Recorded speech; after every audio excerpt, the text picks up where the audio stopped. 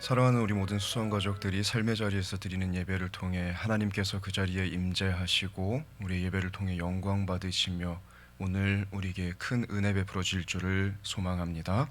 이제 우리 다 함께 주님 앞에 묵상 기도하심으로 수요 예배를 주님께 올려드리도록 하겠습니다. 하나님은 영이시니 예배하는 자가 신령과 진정으로 예배할지니라. 아멘.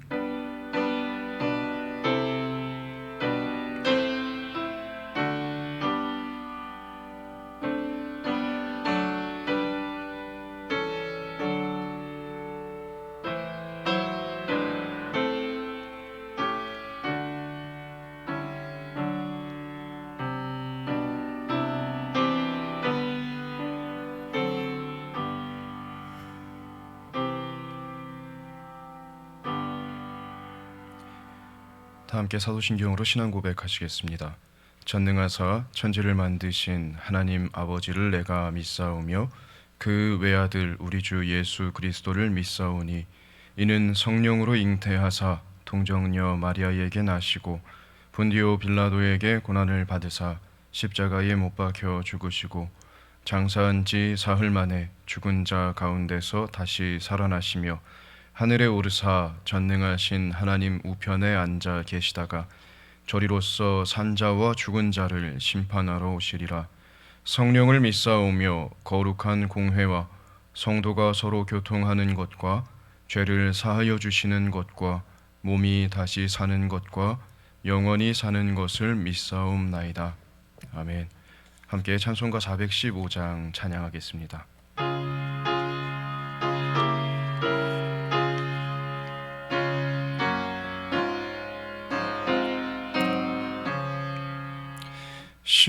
십자가 그늘 아래 나 쉬기 원하네. 저 햇볕심이 뜨겁고 또 짐이 무거워 이 광야 같은 세상에 늘 방황할 때에 주 십자가의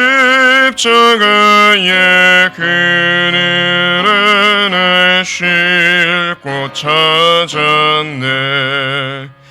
내 눈을 밝히 떠서 저 십자가 볼 때 날 위해 고난 당하신 주 예수 보인다.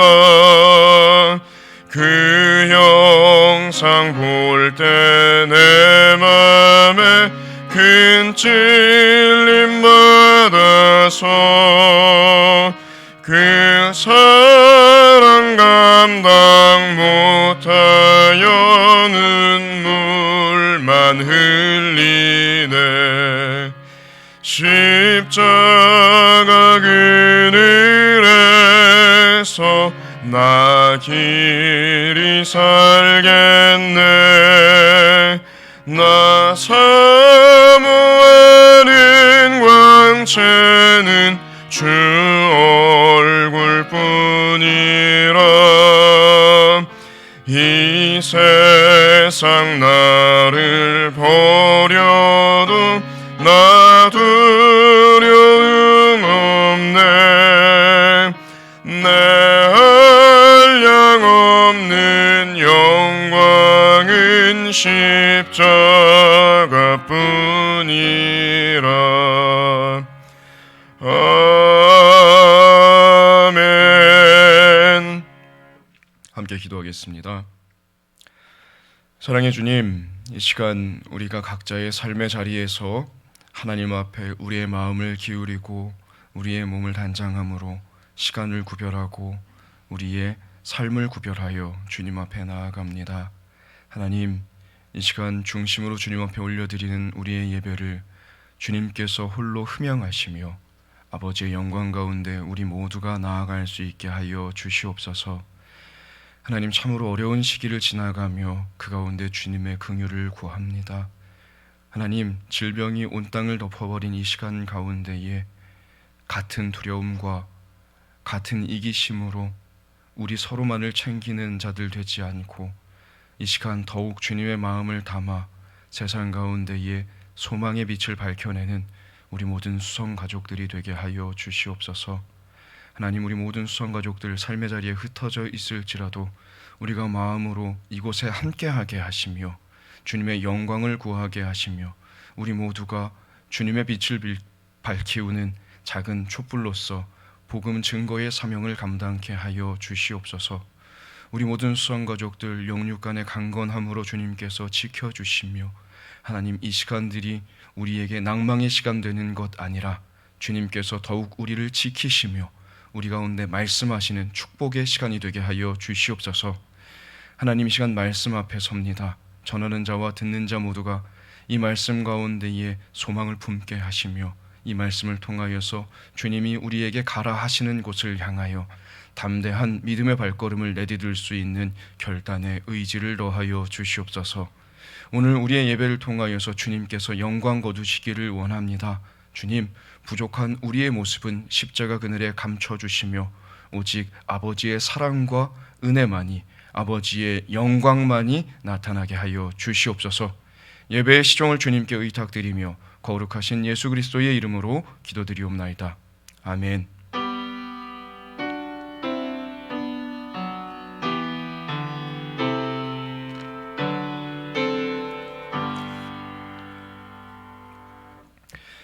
오늘 함께 보실 하나님 말씀은 마가복음 6장 45절부터 56절까지의 말씀입니다. 제가 가진 성경으로 신약 성경 64면에 있는 마가복음 6장 45절로 56절까지의 말씀입니다. 찾으신 후에 저와 여러분 한 절씩 번갈아 천천히 교독하도록 하겠습니다. 제가 먼저 45절 말씀을 읽도록 하겠습니다. 예수께서 즉시 제자들을 재촉하사 자기가 무리를 보내는 동안에 배 타고 앞서 건너편 벳세다로 가게 하시고 저물매 배는 바다 가운데 있고 예수께서는 홀로 무태 계시다가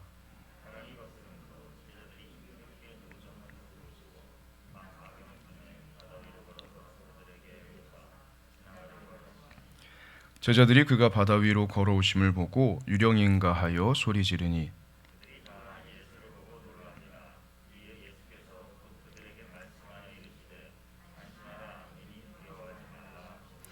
배에 올라 그들에게 가시니 바람이 그치는지라 제자들이 마음에 심히 놀라니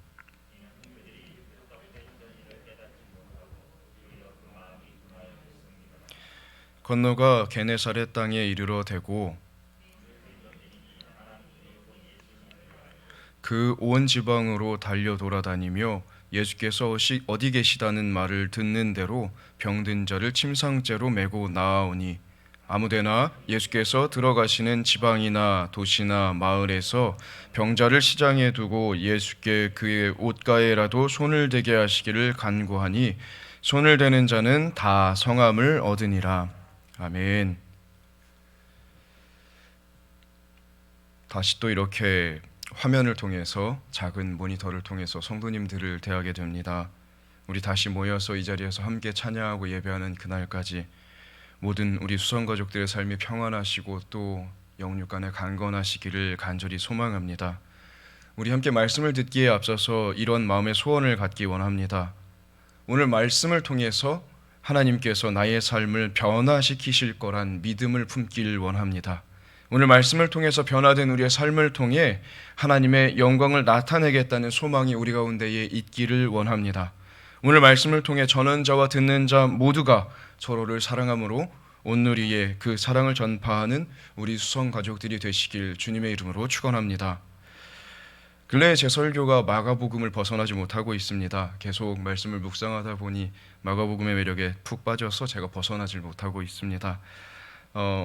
지난 수요 예배 시간에 저희가 예수님께서 잠드셨던 바다 그 한가운데에서 일어났던 사건을 가지고 함께 말씀을 나눴었습니다. 기억이 나셔도 감사하고요. 기억을 못 해주셔도 더욱 감사합니다.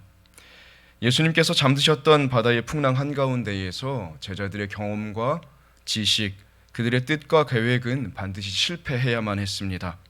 예수님을 의지함으로 나아간 그 길에서 제자들은 하나님 나라의 복음이 힘있게 전파되며 결국 하나님의 나라가 완성되어져 가는 모습을 보게 되었었습니다. 하나님의 계획은 반드시 성취되어야만 하고 나의 계획은 반드시 실패되어야만 합니다. 나의 의지는 반드시 꺾여져야만 하고 하나님의 뜻은 반드시 이루어져야만 한다는 사실을 우리가 꼭 기억할 수 있기를 원합니다. 그렇게 제자들이 예수님과 함께 건너간 땅이 어디였습니까? 바로 거라사라는 지역이었습니다. 이곳은 이방인의 지역입니다. 예수님께서는 그곳에서 군대 귀신 들린 자를 온전케 하십니다. 그리고 이 한 사람을 통해 데가볼리 10개의 마을이 복음의 권력 안에, 복음의 권세 안에 들어가게 됩니다. 이어지는 말씀에서 예수님께서는 야이로의 딸을 고치시고 또 12해를 혈류증 앓던 여인을 고치십니다. 그렇지만 이어지는 6장 말씀에서 예수님께서는 고향에서 배척을 당하십니다. 이어서 제자들에게 모든 능력을 허락하시고 또 복음으로 파송을 하십니다.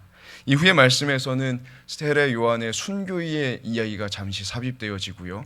그 이후에 이제 제자들이 자신들이 파송받았던 여정으로부터 돌아와서 예수님께 기쁨 가운데에 선교의 보고를 하는 내용들이 이어집니다. 그리고 이 선교 보고 이후에 급하게 이어지는 말씀에서 예수님을 찾아온 수많은 무리들을 불쌍히 여기시고 그를 만지시고 위로하시고 가르치시고 고치신 예수님, 그 모습이 그려집니다. 그곳 가운데에 있었던 먹을 것이라곤 떡 5개와 물고기 2마리뿐이었습니다. 하지만 예수님께서는 그 작은 헌신을 통해서 남자만 5,000명이 넘는 무리들을 배부르게 먹이시는 오병이어의 기적을 나타내십니다. 그 이후가 우리가 함께 오늘 대하고 있는 말씀의 시점입니다. 우리가 오늘 함께 읽은 말씀은 이렇게 기록하며 시작됩니다. 예수께서 즉시 제자들을 재촉하사라고요. 여기 쓰여진 이 재촉하사라는 표현은 억지로나 강제로 시킨다라는 것을 의미합니다. 즉 제자들의 생각이나 뜻이 어떠했었든지 그것과 상관없이 예수님께서는 제자들을 그곳을 떠나 건너편 벳세다로 향해 갈 수 있게 계속해서 그들을 강권에서 밀어붙이셨다는 이야기입니다. 이 상황에 대해서 우리는 2가지 방향으로 생각을 해봐야 될 것 같습니다. 먼저 제자들의 관점입니다. 제자들의 관점에서는 예수님의 이 명령은 그렇게 달가운 명령이 아니었습니다. 풍랑의 어려움을 이겨내고 도착한 곳이었습니다. 불가능한 상황을 이겨내고 수천의 무리를 먹인 장소입니다. 지금 이곳에서 예수님과 제자들의 위신은 하늘에 닿을 만큼 높아져 있는 상황입니다. 이보다 좋을 수가 없습니다. 이전에 한 번도 제자들이 그들의 삶 가운데 받아본 적 없었던 인기와 관심, 추종하는 세력들, 폭발적인 지지를 받고 있는 상황이었습니다. 이 사건을 기록하고 있는 평행 본문인 요한복음 6장 14절과 15절 말씀에서는 이렇게 기록하고 있습니다. 그 사람들이 예수께서 행하신 이 표적을 보고 말하되 이는 참으로 세상에 오실 그 선지자라 하더라. 그러므로 예수께서 그들이 와서 자기를 억지로 붙들어 임금으로 삼으려는 줄 아시고 라고 기록하고 있습니다. 비로소 제자들이 원했던 상황이 지금 이루어진 겁니다. 제자들은 그 마음속에 예수님께서 언젠가 왕이 되시고 예수님이 왕이 되시고 나면 우리도 그 옆에서 한 자리 차지할 수 있을 거라는 아주 간절한 소망을 품고 있었다는 것을 우리가 말씀 곳곳에서 발견합니다. 여러분, 이제 반대로 예수님의 입장에서 한번 우리가 생각을 해보겠습니다. 예수님 왜 이곳에서 제자들을 재촉하셔야 됐을까요? 가장 먼저는 우리가 좀 전에 제가 읽어드린 이 요한복음의 말씀에서와 같이 예수님을 억지로 왕으로 추대하고자 하는 사람들에게 제자들이 영향받지 않기를 원하셨습니다. 그리고 예수님께서는 이 수많은 나타내셨던 기적들, 이적들, 사역들을 통해서 예수님이 원하셨던 것이 무엇인지를 우리가 볼 수 있어야 됩니다. 예수님께서는 그 수많은 일들을 통해서 그저 사람들에게 인정받기를, 사람들에게 높임받기를 원하셨던 것이 아닙니다. 말씀 속에서 이는 명확하게 드러납니다. 이어지는 46절 말씀을 우리 함께 다시 한번 읽도록 하겠습니다. 46절입니다. 시작. 무리를 작별하신 후에 기도하러 산에 가시니라. 아멘. 마가복음에서는요, 특별히 예수님께서 항상 어떤 기적을 일으키신 후에 반드시 기도하는 시간을 통해 하나님과 교제하셨다는 사실을 우리가 대하게 됩니다. 예수님께서는 당신이 행하시는 모든 사역들을 통해서 당신이 영광 받으시고 자기의 이름이 높아지며 자기가 높임받는 것이 아니라 하늘 아버지께서 영광 받으시기를 원하셨고 자기의 모든 사역을 통해서 오직 하나님만 드러나시기를 원하셨다는 사실을 기억하시길 부탁드립니다. 예수님의 모든 초점은 하나님께 맞춰져 있었습니다. 이걸 우리가 잊지 않았으면 좋겠습니다. 예수님은 하나님께 자신의 모든 것을 맞추셨습니다. 우리가 잘 알고 있는 것처럼 예수님과 하나님은 서로 따로의 존재가 아니고 예수님이 곧 하나님이십니다. 그럼 예수님 좀 영광 받으시면 안 되는 걸까요? 예수님 영광 받으시면 하나님 영광 받으시는 거잖아요. 그런데 그럼에도 불구하고 예수님께서는 제자들을, 그 사랑하시는 제자들을 재촉해서 빨리 떠나보내실 만큼 모든 것을 통해서 오직 여호와 하나님만 높임 받으시기를 원하셨습니다. 이 예수님의 모습은 우리의 삶이 무엇을 바라봐야 되는지를 명확하게 보여주고 있습니다. 그런즉 너희는 먹든지 마시든지 무엇을 하든지 다 하나님의 영광을 위하여 하라. 아멘. 고린도전서 10장 31절에 기록된 사도 바울의 우리를 향한 권면입니다. 우리의 삶은 범사를 통해서 아버지의 영광을 추구하는 삶이 되어야 된다는 사실입니다. 우리의 삶의 목적이, 사랑하는 우리 모든 수성가족들의 삶이 이곳에 목적을 둘 수 있기를 주님의 이름으로 간절히 부탁드립니다. 그렇게 예수님께서는 제자들을 재촉해서 배에 태워서 보내셨습니다. 그리고 홀로 무태 남아 산으로 기도하러 가셨습니다. 날이 저뭅니다. 배는 바다 한가운데 있다고 말씀이 기록합니다. 그리고 예수님께서는 홀로 산속에 계십니다. 상황이 어떻게 진행이 됩니까? 48절 말씀입니다. 바람이 거스름으로 제자들이 힘겹게 노젓는 것을 보시고 밤 사경쯤에 바다 위로 걸어서 그들에게 오사 지나가려고 하시매. 여러분, 만약에 어지간한 바람, 어지간한 파도였다면은 성경은 제자들이 이 바다에서 바람을 만났다고 기록하지 않았을 것 같습니다. 제자들은 예수님을 만나기 이전에 이곳 바다가 삶의 터전이었습니다. 삶의 대부분의 시간 가장 많이 싸워본 대상이 파도였습니다. 그런데 바람이 그들을 거스릅니다. 그런데 그 거스름이 자신들의 힘으로 상대하기 힘겨울 만큼 강한 거스름이었습니다. 여기서 우리가 생각을 멈추고 다시 첫걸음으로 돌아가 보겠습니다. 지금 제자들을 재촉해서 이곳으로 보내신 게 누구입니까? 예수님입니다. 예수님이 가라고 하셔서 갔는데 제자들은 그곳에서 자신들을 거스르는 풍랑을 만난 것입니다. 여러분, 제자들이 만났던 풍랑의 모습을 우리 잠시 회고해 보길 원합니다. 날이 저물매 그리고 이어지는 예수님이 그곳에 당도하신 시간은 밤 사경, 우리 시간으로 새벽 3시에서 6시 사이의 시간입니다. 날이 저물 때로부터 이 새벽 시간이 이를 때까지 제자들은 자신들을 거스르는 바람과 싸워야 했습니다. 언제가 끝인지 그 끝을 기약할 수 없는 고통 가운데 이들이 노출되었다는 것입니다. 여기서 끝입니까? 지금 다른 어느 때보다 제자들에게는 예수님이 필요한 상황입니다. 그런데 그곳에 예수님이 계시질 않습니다. 그리고 마지막으로 앞서 말씀드린 바와 같이 그들이 지금 있는 이 자리, 예수님께서 보내신 자리였습니다. 만약 이들이 이곳으로 나오지 않았고 예수님께서 제자들을 재촉해서 이 풍랑이 있는 바다 한가운데로 보내지 않으셨다면 제자들은 지금 무엇을 하고 있을까요? 자신들을 사랑하는 수많은 무리와 인파들 속에서 영광받고 있었을 것입니다.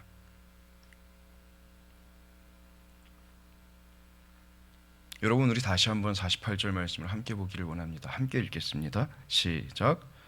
바람이 거스름으로 제자들이 힘겹게 노젓는 것을 보시고 밤 사경쯤에 바다 위로 걸어서 그들에게 오사 지나가려고 하시매.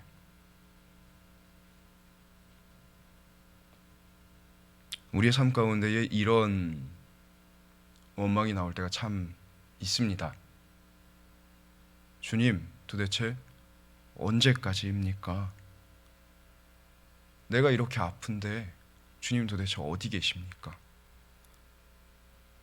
지금 내가 서 있는 이 자리 내가 원해서 온 곳입니까? 당신이 나에게 가라고 하지 않으셨습니까? 주님, 내 기도 듣고는 계십니까?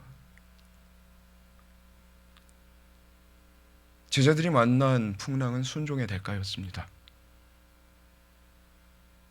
그러나 우리가 함께 읽은 말씀처럼 제자들의 눈은, 제자들의 마음은 풍랑에 사로잡혀 있었지만, 그 풍랑으로 인해서 힘겨워하고 있었지만, 예수님께서는 그런 제자들을 끊임없이 한순간도 눈을 떼지 않으시고 보고 계셨습니다. 제자들이 풍랑에 온통 마음을 빼앗겨서 그곳에서 힘들어하고 있었던 그때에 그들을 향해서 바다 위로 걸어오신 예수님은 예수님으로 보인 것이 아니라 유령으로 보여졌습니다. 본문에서 예수님께서 지나가려고 하셨다라고 기록합니다.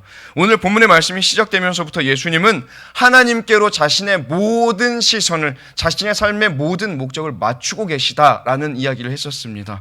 지나가다라고 여기서 사용된 헬라어 단어가 파렐코마이라는 단어가 사용이 됩니다. 이 단어가 신약에서는 총 30번이 등장을 합니다. 그리고 히브리어를 헬라어로 번역한 헬라어 역본인 70인역 성경을 살펴보시면은 구약에서 하나님께서 당신의 자녀들에게 나타나실 때에 하나님께서 그 자녀들 위를, 그 백성들 위를 지나가실 때에 동일한 단어를 사용합니다. 결국 이 지나가려고 하심에라는 표현은요, 예수님께서 제자들이 과연 쟤네들이 나를 언제 찾나 보자 이렇게 제자들을 시험하시거나 아니면 제자들을 모른 척하시고 당신만 홀로 먼저 그곳을 지나가시거나 물리려고 하시는 것이 아니라, 마가는 지금 이 지나가려고 하심에라는 표현을 통해서 의도적으로 예수님께서 자신의 삶을 통해서 비춰내시고 온전히 드러나기를 원하셨던 것이 하나님이라는 사실을 이곳에 그려내고 있는 것입니다.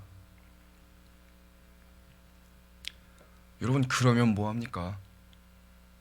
말씀을 준비하면서 예수님께서 지나가려고 하셨다라는 표현을 읽으며 마음속에 원망이 생기더라고요. 우리 삶에 그럴 때 참 많지 않습니까? 이럴 땐 좀 주님께서 내 삶에 좀 다가와 주시면 좋을 텐데, 이럴 땐 좀 내 옆에 계셔 주시면 좋을 텐데, 나 좀 안아주시면 좋을 텐데, 날 좀 돌봐주셨으면 좋겠는데, 내 이런 문제 주님께서 아시고 즉각 기도에 좀 응답해 주셔가지고 곤경으로부터 좀 나를 끄집어내 주시면 좋을 텐데, 내 이런 아픔 좀 만져주셔서 바로바로 좀 상처가 회복되게 해주시면 좋을 텐데. 근데 신기하게, 정말 신기하게요, 우리가 그런 마음을 품을 때는 한결같이 우리 예수님, 우리의 삶에 관심이 없는 것처럼 느껴집니다. 정말 본문이 기록하고 있는 것처럼 나를 그냥 통과해 버리시는 것 같아요. 나를 그냥 지나가 버리시는 것 같아요. 어쩌면 제가 여러분들보다 특별히 더 믿음이 없어서 그런지 모르겠는데, 저는 제가 살면서 경험해온 모든 순간에 대부분 그러했습니다. 내가 제일 예수님이 필요하다고 울부짖었던 그때에 예수님께서 바로 즉각 저에게 다가오시고 저를 안아주셨던 게 아니고요, 그때마다 예수님께서는 오히려 저를 지나치시는 것 같은 그런 소외감을 느낄 때가 훨씬 더 많았었습니다. 제자들이라고 뭐가 더 달랐을까요? 어쩌면은 이 지나가려고 하셨다라는 표현에 제자들이 이때 당시에 예수님을 향해서 느꼈던 원망의 마음이 담겨져 있는 것 같다라는 생각도 듭니다. 사랑하는 수성가족 여러분, 우리 무얼 바라보면서 살아갈까요? 우리의 삶에 다가온 풍랑에 온통 시선을 빼앗기고 마음을 빼앗기고 정신이 혼미해져서 한치 앞을 알 수도 없이 그렇게 이리저리 비틀대며 살아갈까요? 아니면 우리 그런 나를 긍휼의 시선으로 바라보고 계시는 예수님 한 분에게만 우리의 시선을 고정하고 살아가고 있을까요? 내 현실의 문제가 나에게 안겨주는 걱정과 근심, 두려움에 우리의 마음을 빼앗길까요? 아니면 이런 나에게 변치 않는 사랑으로 늘 다가오시는 분이 계시다는 사실에 우리의 마음의 소망이 확정되어져 있을까요? 우리의 생각이 고난의 마음을 빼앗기는 정도에서 멈춘다면 어쩌면 차라리 그게 더 다행일지도 모르겠습니다. 오히려 우리는 왜 내가 이렇게 힘들어하는데 예수님 내 곁에 계시지 않냐고 원망하기 시작합니다. 그리고 이 모든 고난의 이유가 내가 잘못해서가 아니고 예수님께 있는 거 아니냐고, 내가 예수 믿지 않았으면 차라리 지금 이렇게까지 아프진 않았을 텐데, 이렇게 베드로의 부인의 차원을 넘어선 분노에 도달하게 됩니다. 우리의 이런 연약함을 어찌 나쁘다 할 수 있겠습니까? 이런 삶의 고난의 풍랑 가운데에 그 소용돌이 한가운데에 있는 이에게 이런 이빠른 소리 하면 아무런 위로도 되지 않지 않습니까? 누군가 만약에 아픔 가운데 있는 우리에게 이런 소리 한다 그러면은 우리는 마음속에서부터 끓어오를 겁니다. 나만 이러냐고, 나만 죄인이냐고, 내가 이렇게 아파하는 게 잘못이냐고 반문하게 될 것입니다. 여러분, 그런데요, 예수님 우리가 그런 존재라는 사실을 아십니다. 우리가 기껏해야 그것밖에 되지 않는 존재라는 사실을 너무나도 잘 아십니다. 그래서 예수님의 선택이 무엇입니까? 늘 우리에게 다가오시는 겁니다. 우리가 나아가는 게 아닙니다. 예수님께서 우리의 삶을 향해 다가오시는 게 예수님의 선택이셨습니다. 마음의 문 걸어 잠그고 등 돌리고 벽을 보고 돌아서 앉아서 고개 푹 파묻고 있는 우리에게 예수님은 다가오십니다. 당연히 아무것도 안 보이죠. 그러고 있는데. 근데 그러고서 왜 예수님 우리에게 다가오지 않으시냐고, 난 아무것도 보이지 않는다고 원망하고 분노하고 있는 우리. 그런데 예수님께서는 마치 그런 우리의 완악함을 한 번도 보신 적 없는 것처럼, 마치 정말 귀먹으신 것처럼 그 못자국난 손길 그대로, 구멍난 허리 그대로 우리에게 한계도 없이 조건도 없이 늘 다가오시는 사랑이라는 사실을 기억하길 원합니다. 우리의 소망이 바로 여기에 있는 것입니다. 내가 직면하고 있는 두려움의 크기를 계산하는 것이 아니라 언제나 나에게 다가오는 분이 계시다는 사실을 잊지 않는 것, 내게 오라 하시는 분이 아니라 그분이 다가오신다는 것, 여기에 우리의 소망이 있다는 사실을 기억하시길 부탁드립니다. 늘 한결같은 사랑으로 당신이 우리에게 오시고서는 우리가 네가 이만큼 나에게 다가왔다고, 너무 잘했다고, 내가 너로 인해서 너무 기쁘다고, 내가 너를 사랑한다고 하시는 분이 바로 우리를 사랑하시는 우리의 아버지, 우리의 하나님이라는 사실을 믿으시기 바랍니다. 우리의 삶엔 여전히 두려움이 가득합니다. 믿음의 눈을 들어 주님을 바라보고 우리에게 다가오시는 분을 바라보고자 하지만 여전히 우리에게는 극복해낼래야 극복해낼 수 없는 끊이지 않는 두려움이 존재합니다. 우리 어떻게 해야 이 두려움을 극복할 수 있을까요? 가장 먼저는 담임 목사님께서 올 한 해 강단에서 가장 많이 반복하셨던 말씀 중에 하나입니다. 아버지의 의도를 우리가 깨닫는 것입니다. 하나님의 뜻과 의도를 파악할 수 있는 힘을 우리가 길러야 합니다. 여러분, 가장 먼저 굉장히 전제적인 질문을 드리겠습니다. 제자들이 지금 바다 가운데로 배를 타고 항해하고 있습니다. 이 항해 누가 보내신 항해입니까? 예수님께서 보내신 것입니다. 그러면 죽을까요? 절대 그렇지 않습니다. 예수님께서 보내신 길은요, 예수님께서 책임지시는 길입니다. 이를 믿을 수 있는 우리가 되기를 원합니다. 만약에 제자들이 간 이 길 가운데에 처음 바람이 불어닥쳤을 때에 예수님께서 바로 그곳에 개입하셨다면은 어떻게 됐을까요? 제자들은 잘 모르겠습니다. 그러나 그 현장에 있었던 게 저였다면은 전 아마 예수님께 이렇게 이야기했을 것 같습니다. 아, 예수님, 저도 할 수 있었는데 감사해요. 저도 조금만 더 하면 할 수 있었을 거예요.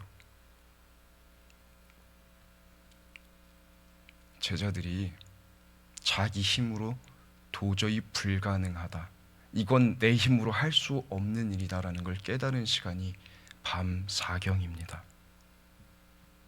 사랑하는 성도 여러분, 너무나도 아픈 시간일 수도 있겠지만 너무나도 축복된 시간인 밤 사경은 우리의 인생에도 반드시 찾아온다는 사실을 믿으시기 바랍니다. 그 사경은 내 힘으로 안 됨을 깨닫는 때입니다. 그 사경은 비로소 예수님이 그곳에 계시다는 사실을 발견하는 때입니다. 우리가 이때를 기다리며 인내할 수 있는 힘은 어느 한순간에 갑자기 생겨나는 것이 아닙니다. 오히려 너무나도 평범하고 또 평범해서 아무 일도 일어나지 않을 것 같고, 심지어는 이곳 가운데는 예수님이 계시지 않아도 내 힘으로도 내 뜻으로도 얼마든지 잘 살아낼 수 있을 것 같은 아주 평범한 일상 속에서 길러지는 것입니다. 어떻게요? 아버지의 뜻을 깨달을 수 있는 힘을 기르는 것입니다.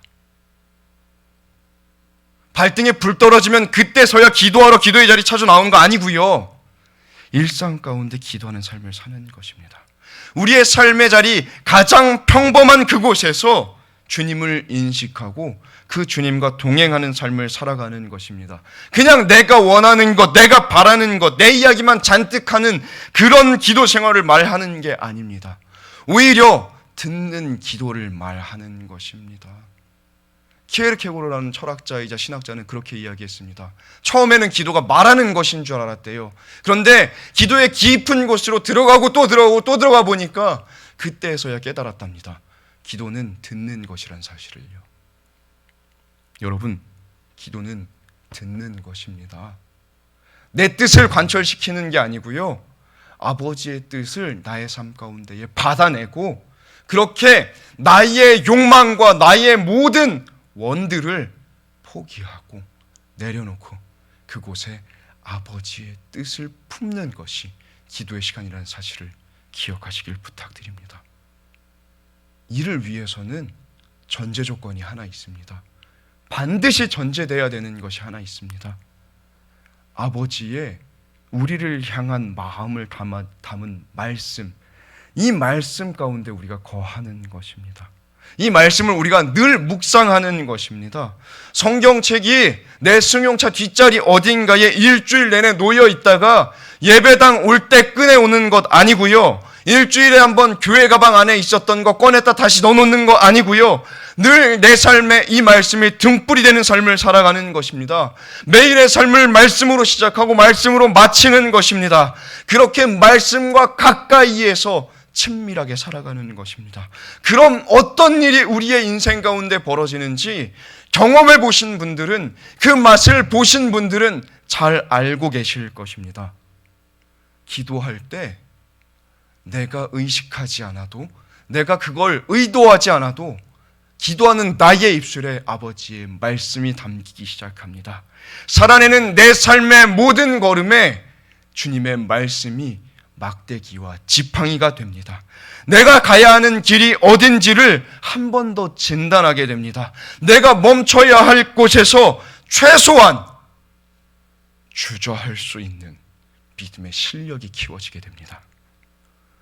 사랑하는 성도 여러분, 우리 기도합시다. 그리고 말씀 봅시다. 너무 당연한 이야기라서, 다들 하는 이야기라서 중요하지 않게 생각하는데요, 지금 이 신앙의 기본으로 이 어려운 때가 우리에게는 돌아가기 가장 좋은 때 아닙니까? 우리 말씀으로 돌아가기를 원합니다. 주님 앞에 무릎 꿇고 엎드려 기도하는 신앙의 기본으로 돌아가서 처음 주님께서 우리를 만나 주셨던 베델의 신앙을 회복하는 저와 여러분 되시길 주님의 이름으로 부탁드립니다. 두 번째로 우리가 이 두려움을 극복하기 위해서는 우리가 느끼는 예수님의 부재라는 감정을 극복할 수 있어야 합니다. 너무 뻔한 질문을 드리겠습니다. 여러분, 예수님 눈에 보이시나요? 가끔 보면 보이시는 분 계시다고 하더라고요. 봤다고 하시기도 하시고 너무 부럽습니다. 전 본 적이 없거든요. 예수님 저희 눈에 안 보입니다. 반대의 질문입니다. 그래서 여러분들의 눈에 보이지 않아서 예수님 안 계십니까? 아니요. 예수님 언제나 늘 영원토록 우리와 함께 계십니다. 그게 주님께서 우리에게 주신 약속입니다. 절대로 변하지 않는 약속입니다. 영원한 약속입니다. 예수님께서는 이 약속을 우리에게 주시고 이루어 주시기 위해서 저 하늘 보좌로부터 이곳 우리의 삶의 자리까지 마다하지 않고 한 걸음에 달려오신 분이십니다. 그렇게 찾아오신 분께서 그 한 몸 누이실 자리가 없어서 작고 초라한 마국간 말 구유의 그 몸을 맡기셔야만 했습니다. 만왕의 왕이시고 만유의 주이신 분께서 고작 목수의 아들이 되셔야 했습니다. 종국에는 사랑했던 모든 이들에게 배신당하시면서 저주받은 자들만 달리신다는 십자가에 달려 홀로 외로운 죽음을 당하셔야만 했습니다. 그때 예수님의 죽음의 자리에 함께 했었던 이들은 고작 강도 2명이 전부였습니다. 그분의 시신은 그분을 위한 묘도 아니고 남을 위해서 예비됐었던 곳에 안치되어야만 했었습니다.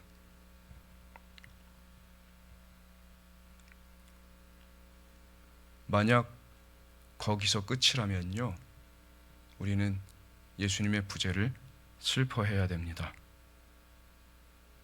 정말 배창자가 끊어질 만큼 슬퍼해야 합니다.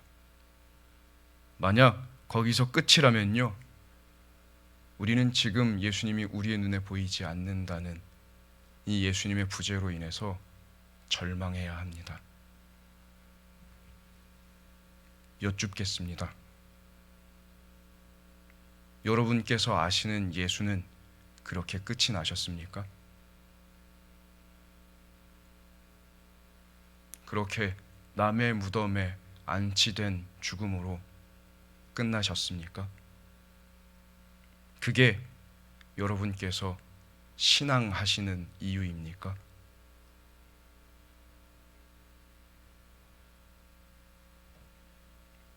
수많은 이들의 입술과 말씀을 통해서 성경은 우리에게 이야기해 왔습니다. 예수님 반드시 부활하신다고요. 그렇게 죽은 자들의 첫 열매가 되셨고 우리에게 주실 생명의 보증이 되셨다고 말씀하십니다. 임마누엘의 약속을 주심으로 영원히 우리 가운데 성령으로 함께 계시며 절대로 우리를 고아와 같이 홀로 두지 않겠노라고 예수님 우리에게 세상 그 무엇도 끊을 수 없는 사랑의 약속을 주셨다는 사실을 믿으시기 바랍니다. 예수님께서는 제자들에게 바다 위를 걸어 다가오셨습니다. 비록 제자들의 마음과 눈은 어두워져 예수님으로 바라보지 못하고 유령인 줄 알았지만 그런 연약한 제자들에게 평강을 선언하신 예수님께서는 그들의 고통의 현장이었던 배 위에 오르시고 예수님께서 함께 하신 그 고통의 자리에는 더 이상 고통의 바람이 존재하지 않았다는 사실을 기억하는 저와 여러분이 되기를 원합니다. 우리 어떻게 예수님의 부재를 극복할 수 있겠습니까? 기억하는 겁니다. 예수님은 절대 부재하지 않으신다는 걸요. 늘 우리와 함께 계신다는 사실을 기억하는 겁니다. 예수님의 시선은 본문 속 예수님께서 제자들에게 눈을 떼지 않으셨던 것처럼 늘 우리의 삶의 자리를 향해 고정되어져 있으시고 우리를 독수리 날개로 업어서 구원의 완성에 이르기까지 인도하시는 분이라는 사실을 믿으시기 바랍니다. 예수님 안 계십니까? 아니면 여전히 거기에 계십니까? 이 시간 여러분을 도전하고 싶습니다. 우리 풍랑이 있는 바다가 아니라 우리에게 다가오고 계시는 예수님을 우리의 눈이 바라볼 수 있기를 원합니다. 보통 아픔의 회복은요, 문제의 해결에 있는 것이 아니라 우리가 무엇을 바라보는가에 달려있다는 사실을 기억하길 원합니다. 우리 믿음의 주인이시고 우리를 온전케 하시는 예수님을 바라볼 수 있기를 원합니다. 제자들의 어려움을 외면하지 않으시고 주님은 바다 위라는 우리의 한계를 넘어서 우리의 삶의 자리 곳곳마다 다가오는 분이라는 사실을 기억하시길 부탁드립니다.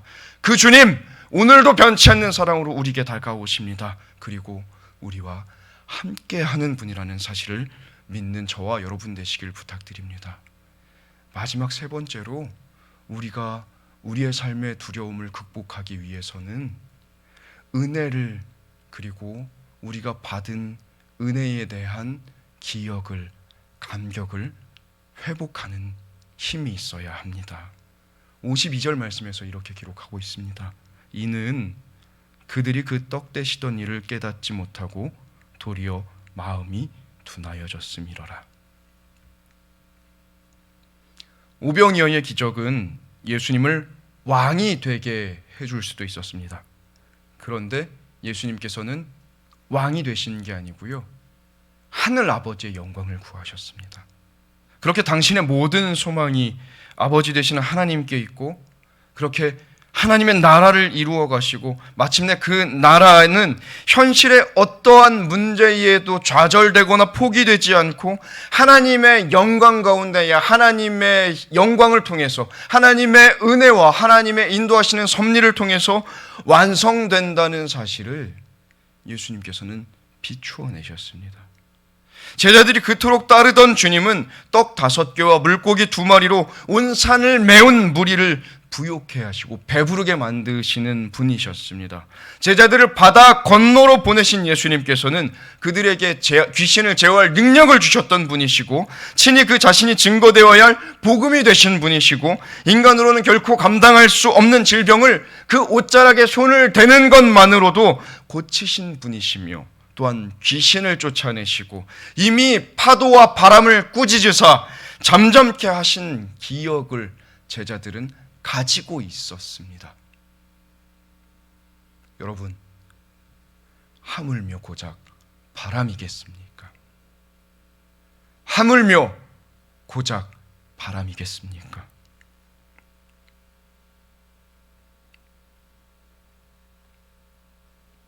제자들의 그렇게 한량없는 은혜 베푸시던 예수님은 지금 어디에 계십니까?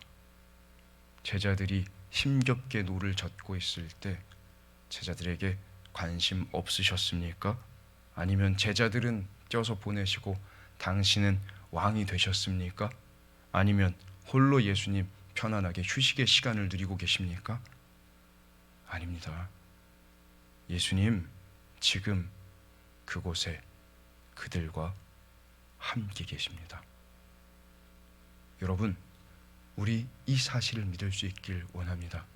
예수님 지금 여기에 우리와 함께 계십니다.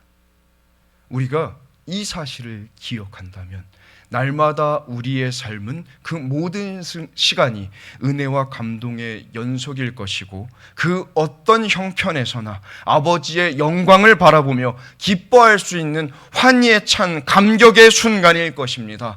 높은 산이 거친 들이 초막이나 궁궐이나 그곳에 예수님께서 우리와 함께 하시기 때문에 그 어디서나 하늘나라를 살아내는 우리가 될 줄로 믿으시기 바랍니다. 이제 말씀을 맺고자 합니다.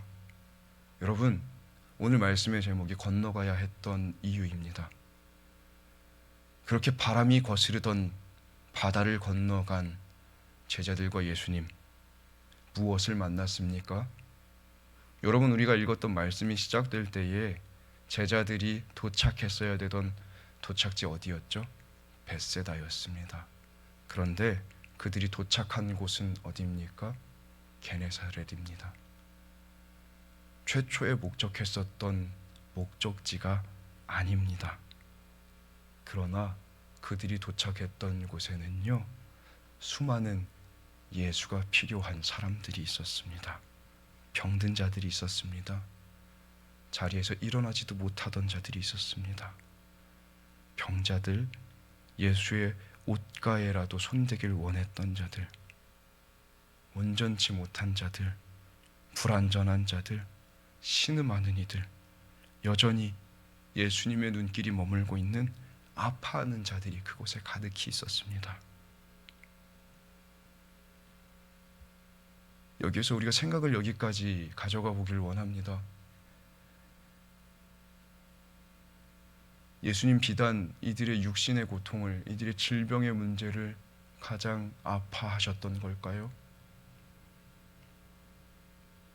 인간의 몸을 입고 이 땅에 오신 예수님께서 그의 삶 모든 시간들을 통해서 가장 아파하셨던 것이 무엇인지 우리가 기억할 수 있기를 원합니다. 예수님 가장 절망스러워하시고 가장 아파하셨던 것은 하늘 아버지와의 관계가 끊어지는 것이었습니다.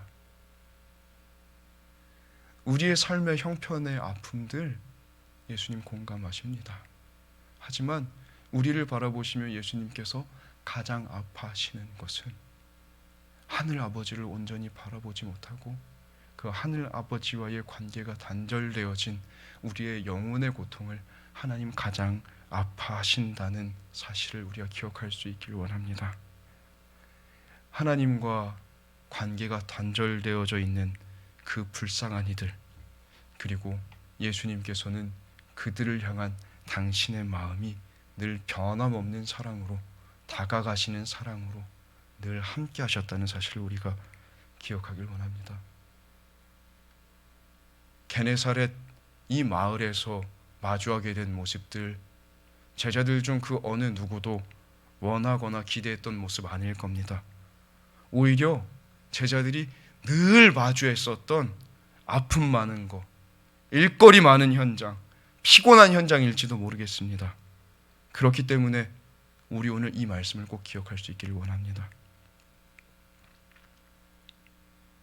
우리 모두가 누구도 원해본 적 없는 목적지에 지금 도달해 있습니다. 지금 이 상황과 시간들이 당황스럽기도 하고 어렵고 답답하고 표현 그대로 우리의 손이 풀리고 어떤 희망도 품을 수 없는, 포기해야 되나 이런 생각을 하게 되는 순간입니다. 그러나 이 시간과 상황 속에서 여전히 우리에게 가라 하시는 예수님의 마음이 필요한 이웃들, 예수님의 긍휼이 필요한 형제들이 있다는 사실을 우리가 기억하기를 원합니다. 우리를 거센 바람이 부는 이 바다를 향해서 보내신 주님께서 원하시는 것이 무엇인지 우리가 기억할 수 있기를 원합니다. 우리가 세상에서 부귀영화 누리면서 떵떵거리고 사는 게 예수님 우리의 삶 가운데 원하셨던 당신의 소망이 아니라는 사실 우리 잊지 않기를 원합니다. 왕의 자리 대신해서 예수님께서 선택하신 자리는 당신의 마음이 머물고 있고 당신의 손길이 필요한, 여전히 예수가 필요한 이들, 그 불쌍하고 부족하고 온전함이라고는 찾아볼 수도 없는 그들의 삶의 자리였습니다. 우리 그곳에서 주님의 시선이 되고 주님의 심장이 되고 주님의 피 묻은 손길, 못자국난 발걸음이 되어서 하나님 나라를 걸음걸음 이루어가기를 원합니다. 내 힘이 아닌 아버지의 힘으로요, 내 생각이 아닌 아버지의 뜻으로요, 그 소망으로 우리 오늘을 믿음으로, 소망으로, 사랑으로 살아내는 참 그리스도인이 되기를 주님의 이름으로 축원합니다. 우리 함께 감사의 고백으로 나아가겠습니다. 하나님 나라를 이루어가기에 참 좋은 오늘을 허락해 주시니 감사합니다. 범사에 감사합니다. 그럼에도 불구하고 감사, 그리 아니하실지라도 감사, 다 이해할 수 없을 때라도 감사합니다. 이 시간 우리 함께 나눈 말씀을 기억하며 기도하기 원합니다. 우리의 삶에 불어닥친 풍랑은 언제 끝날지 그 끝을 알 수 없는 아픔입니다. 고통 가운데 우리는 홀로 놓인 것처럼 예수님은 보이지도 않습니다. 심지어 우리가 아파하고 있는 이 현장은 주님 뜻 따라 나온, 주님의 말씀 따라 나선 길이었습니다. 그러나 우리 기억합시다. 이곳에 우리 주님 함께 하십니다. 우리를 이 거친 풍랑 가운데로 보내신 예수님께서는 결코 우리를 잊지 않으시는 분이십니다. 우리를 사랑으로 그 품에 안으시는 분이시고 책임지시는 분이시고 보호하시고 인도하시는 분이십니다. 그분께서 우리에게 이 고통의 삶의 현장 가운데 나아가게 하신, 우리의 삶이 이 바람 부는 거센 파도가 불어닥치는 바다를 건너서 가게 하시는 이유를 우리가 기억하기를 원합니다. 이 고통 많은 삶의 현장 가운데에 여전히 예수가 필요한 이들이 있습니다. 여전히 복음으로 살아나야만 하는 하나님과 관계가 단절된 이들이 있습니다. 아파하고 있는 이들이 있습니다. 눈물 흘리는 이들이 있습니다. 예수의 이름이 필요한 이들이 있습니다. 주님의 시선이 머문 이들이 있습니다. 주님, 내가 주님의 손과 발이 되겠습니다. 나의 시선을 주님께 고정하겠습니다. 나의 가장 평범한 이 하루 가운데에 주님을 향한 기도와 말씀을 통하여서 주님과 함께 동행하는 삶을 살아내겠습니다. 하나님, 아버지의 영광을 구하는 나의 삶이 되게 하여 주시옵소서. 말씀을 통하여서 우리의 삶의 방향을 고정케 하여 주시옵소서. 주님께서 우리에게 맡겨주신 사명의 바다를 향하여서 담대한 믿음으로 나아가는 우리가 되게 하여 주시옵소서 하고 우리 함께 주님 앞에 간절히 부르짖어 기도하며 나아가겠습니다. 주여! 하나님, 이 시간도 고통 많은 우리의 삶의 바다 한가운데에서 원망하며 불평하며 좌절하고 낭망하는 우리의 모습을 발견합니다. 주님, 우리의 연약함을 불쌍히 여겨 주시옵소서. 우리를 변치 않는 사랑으로 바라보시며 우리를 날마다 주님의 사랑의 품 가운데에 인도하시는 주님을 잊지 않고 기억하는 우리가 되기를 원합니다. 주님, 주님께서 우리와 함께 하심을, 임마누엘의 약속을 오늘도 이루어 가심을, 그 약속을 이루기 위하여서 이 낮고 낮은 땅 위에 하나님 우리의 삶의 한 자리까지 주님 저 하늘 보좌를 버리시고 주님께서 임재하시며 성령으로 우리의 삶의 자리에 함께 하심을 우리가 믿음의 눈을 들어 바라보기를 원합니다.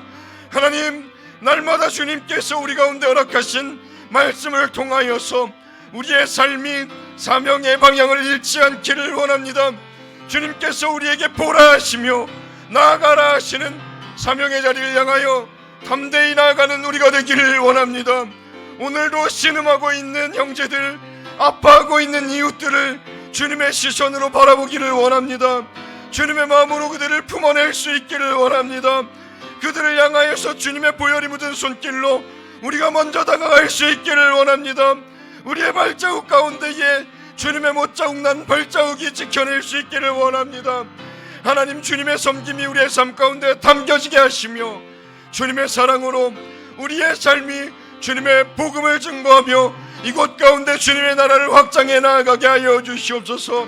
여전히 예수가 필요한 하나님 할 일 많은 세상을 향하여서 담대한 믿음의 발걸음을 걸어 나아가는 우리가 되게 하시며 하나님, 아파하고 신음하는 세상 가운데에 주님의 소망이 되는 우리가 되게 하여 주시옵소서.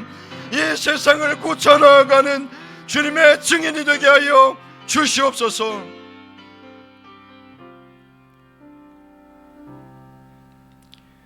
하나님, 거센 풍랑이 불어닥치는 이 바다가 주님께서 우리를 보내신 은혜의 자리임을 믿으며 감사드립니다. 우리의 눈을 들어 우리에게 다가오시는 예수님을 바라보게 하여 주시옵소서.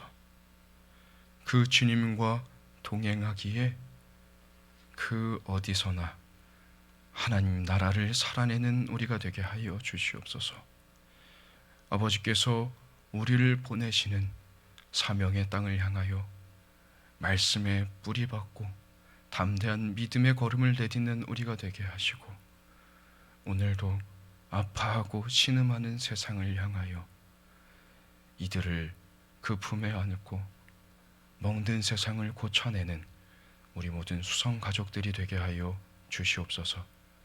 감사드리며 예수님의 이름으로 기도드렸습니다. 아멘. 이 시간 함께 찬송가 436장 찬양하시겠습니다.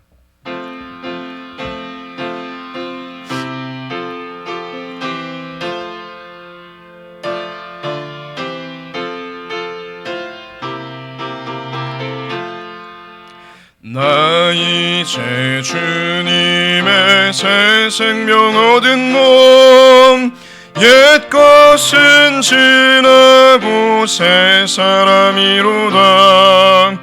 그 생명 내 맘에 강같이 흐르고, 그 사랑 내게서 해같이 빛난다.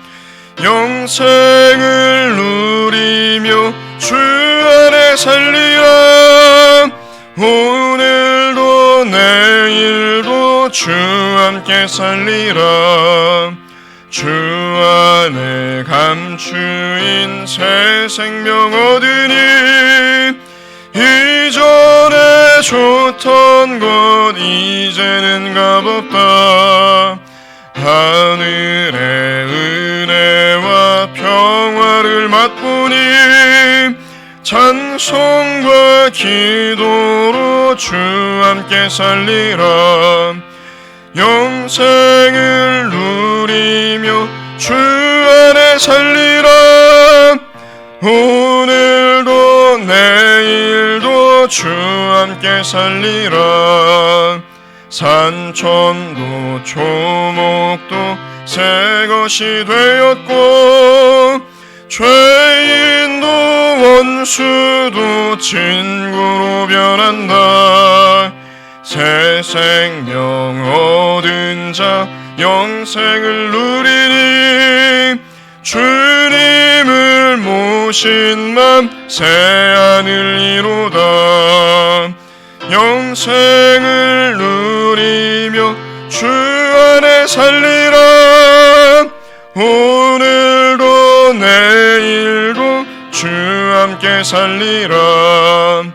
주 따라가는 길 험하고 멀어도 찬송을 부르며 뒤따라가리라. 나 주를 모시고 영원히 살리라. 날마다 섬기며 주 함께 살리라. 영생을 누리며 주 안에 살리라. 오늘도 내일도 주 함께 살리라. 특별히 전해드릴 소식은 없습니다. 사랑하는 수원가족들 모두 삶의 자리 가운데에서 말씀과 기도로 더욱 주님과 가까운 교제를 나누는 시간 만들어 가시고요. 영육 간의 강건하심으로 우리 함께 다시 이 자리에 모여서 예배하는 날까지 강건하시고 은혜 풍성하시길 기도하겠습니다. 이제 우리 함께 주님 가르쳐 주신 기도로 수요 예배를 마치도록 하겠습니다. 하늘에 계신 우리 아버지여, 이름이 거룩히 여김을 받으시오며 나라에 임하옵시며 뜻이 하늘에서 이루어진 것 같이 땅에서도 이루어지이다. 오늘날 우리에게 일용할 양식을 주옵시고, 우리가 우리에게 죄 지은 자를 사하여 준 것 같이 우리 죄를 사하여 주옵시고, 우리를 시험에 들게 하지 마옵시고 다만 악에서 구하옵소서. 대개 나라와 권세와 영광이 아버지께 영원히 있사옵나이다. 아멘.